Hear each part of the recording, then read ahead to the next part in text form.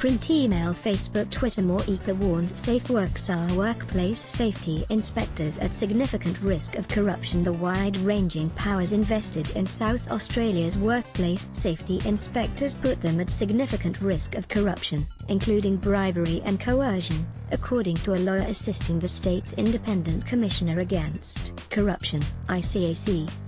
The Commissioner, Bruce Lander, today held a brief public hearing to outline ICAC's public evaluation of the regulatory arm of SafeWork SAR. Mr. Lander told the hearing he initiated the evaluation after receiving a series of complaints and reports about the agency since his office was established. Last month, the Commissioner launched a separate investigation into SafeWork SAR after it dropped charges relating to the show ride death of 8-year-old Adeline Leong. Each of the complaints and reports have of course been dealt with on their merits, Mr. Lander said.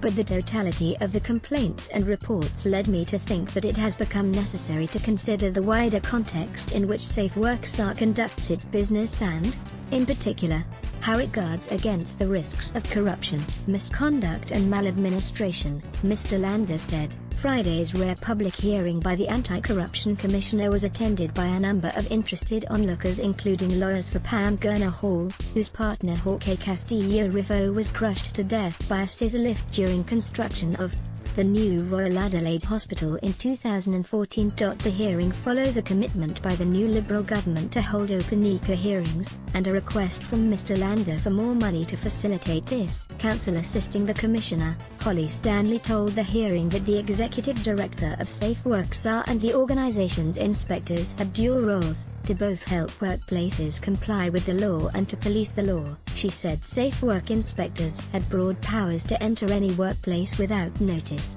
Once on site, an inspector has near unfettered power to ensure compliance, including inspecting and examining any aspect of the workplace, conducting tests, making recordings or requesting interviews with those at the workplace who must comply with that request, Ms. Stanley said. Counsel assisting told the hearing that individual inspectors can prosecute cases, which can result in fines of up to $3 million for corporations, and terms of imprisonment of up to 5 years. Ms. Stanley said SafeWork SAR inspectors can also financially penalize union officials for improperly exercising their right of entry permits at workplaces.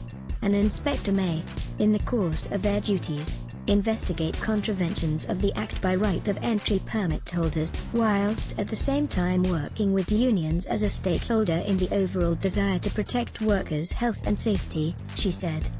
In practice, this means that the highly discretionary powers given to an individual inspector are often used in circumstances where there are competing pressures and vested interests at play. It is generally accepted, where such a significant regulatory powers are invested in individuals, and where the consequences of a regulatory decision can be significant for both businesses and workers, those individuals are at significant risk of corruption, including bribery and coercion. It is therefore important that those risks are acknowledged and properly managed.